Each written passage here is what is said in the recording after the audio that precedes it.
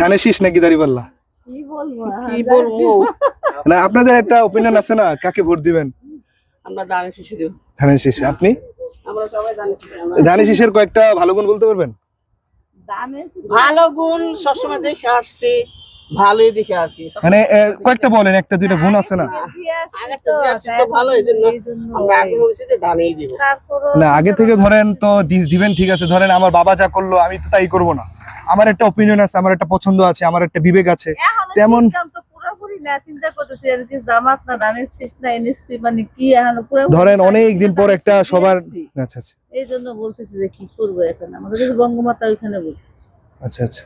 তো আপনারা এখনো বলতে পারতেছেন না, সিদ্ধান্ত তো ভুগতেছেন। আগে থেকে ধানের শীষ আগে দিয়ে আসছি তো সব। তবে এবার একটু রিকোয়েস্ট করবো, এবার একটু বুঝে শুনে দিয়েন, কারণ অনেকদিন পর মানুষ স্বাধীন হয়েছে। চিন্তা ভাবনা করতেছি যে হঠাৎ করে তারেক জিয়া এসে বারো করতেছে, আবার জামাত, আবার মানে কোনটা মানে আমরা ইয়ের মধ্যে, ঘটনার মধ্যে আছি। বুঝতে পারছি। বুঝতে পারছো? আচ্ছা ঠিক আছে।